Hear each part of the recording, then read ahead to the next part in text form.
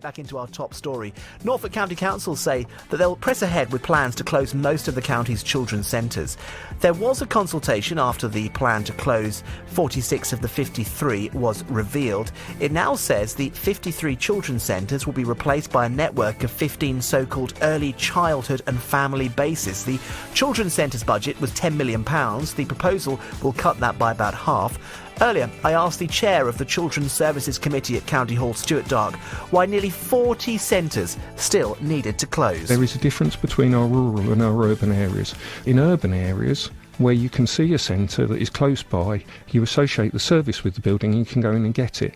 I've been to isolated pockets of rural deprivation, pockets of people that really need help, on an 80 square mile, 100 square mile patch of a children's centre, saying to those people, you've got to get yourself into a centre on a bus route that's not really there, on road transport routes that aren't not there, you've got to travel 2 hours to a centre.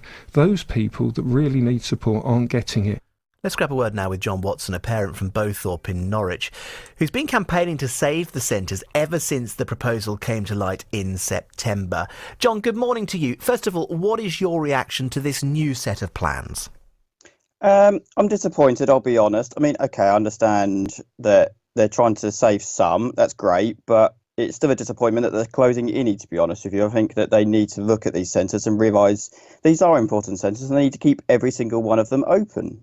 What would you say to somebody who comes to the table with the argument, what's more important, the service or the physical bricks and mortar of the centre? Well, I can't see how they are going to deliver a service, to be honest with you. They haven't been able to prove that. Even with this report that's come out, they still haven't answered the question about staffing levels. So if we're going to go out to the community, you're going to deliver this into people's homes, you're going to need the staff to do that. Those staff are going to spend more time travelling. And therefore, I just think, clearly you're going to need more staff, but they're not answering the question of how they're going to go about that. If they're saying they're going to save money, but you need more staff, so you need to answer this question of how that's going to work, and they still haven't. Is that the problem here? Do you think it's a half-baked plan, and actually campaigners such as yourself would be appeased and you would feel more confident if there were detailed follow-through plans of what might happen, what the service might look like if this is voted through? Oh, certainly these plans are half-baked. They haven't provided any level of detail on this at all and how they expect it to work. They've been so hidden, they won't answer questions. This was found during the consultation events. People were going and asking them questions and they weren't able to answer them and saying, oh yeah, we'll come back to you. You look all over Twitter, there's people that are saying, we've asked questions, they weren't able to answer them. They said they'd come back to me, but they never did. And I think it's because they don't know the answers themselves, actually, because these plans haven't been fully thought out. Right, but would you accept, if they could come back to you and say, look, staffing levels will go up, services will go up, services on offer will go up and will be targeted to specific areas, but they will be judged on merit, and if no one's using those services, then they will be very quickly cut. But we are going to invest the money saved on bricks and mortar back in frontline provision. So in theory, more people should be able to take advantage of the services. Would you accept that? If they can prove to me that they are going to provide a proper service and that the level of people that use these, because not forget, 75% of people use these centres, if they can prove to me that number won't drop and that the actual facilities, for example, here in Bowthorpe, they've got a sensory room, stuff like that will be available to children, then I think we can look at that, yes, but they need to provide that level of detail. Right, so when you say a proper service, obviously that's quite a subjective term, isn't it? But how would you measure if it's a proper service? I think it's all based on that 75%. That's quite a high figure. 75% of people that need the service use the service. How do they and actually...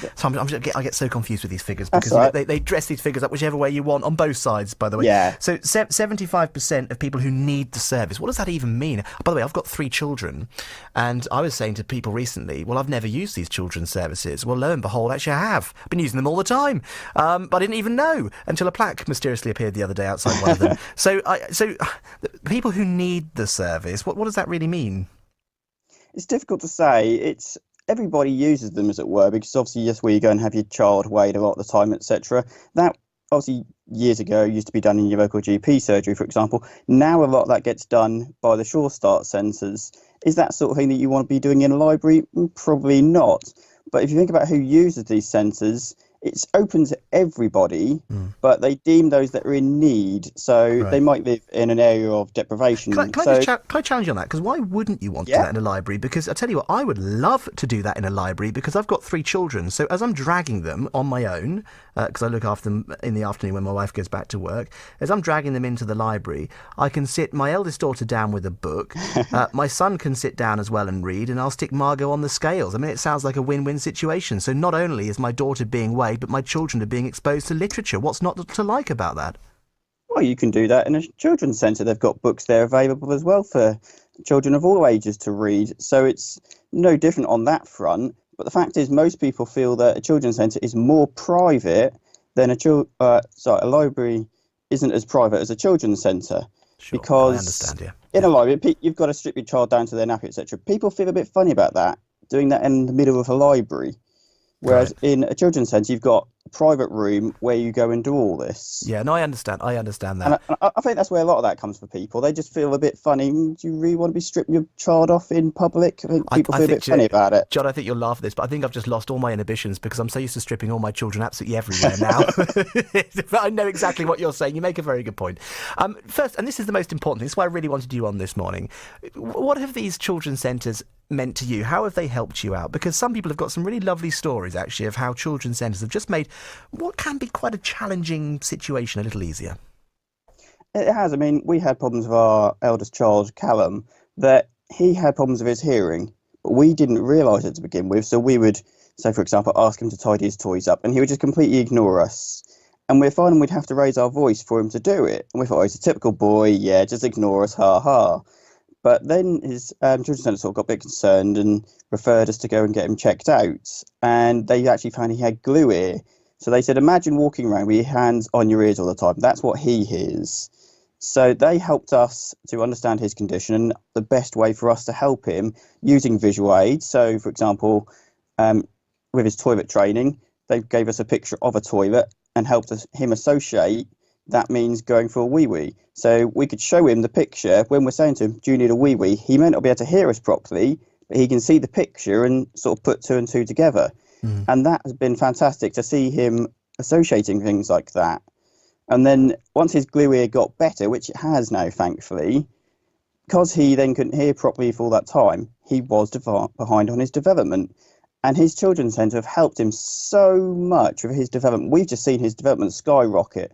And that's thanks to the work that they do in there. His key worker spends one-on-one time with him, sort of 15 minutes a day, and just sits and does a single one-on-one activity with him, just to help him catch up on his development. And we've just seen him skyrocket. I mean, we spent all this time wanting him to talk, and now we can't shut him up. Well, that's great news. Really good to have you on this morning. I wish you all the best. And I wish Callum all the best as well. Great to have you on the programme. Can I just quickly raise one thing that I would want to say about this of course you can. Consultation? The fact that I don't feel they have listened to the consultation, because 68% of residents that responded to this disagree with the plans, and 54% of organisations. And when we take that against Brexit, for example, 52% voted for Brexit, and yet the government stand there and say, oh, we have to do it because the majority wants it. But yet it's okay for us to ignore this consultation where 68% said they didn't want it to happen. So it's... All right, good to have you on this morning. You take care and all the best with the little one as well. Thanks for joining us this morning. It's appreciated. There goes John Watson, a parent from Bowthorpe. Time now is 8:18.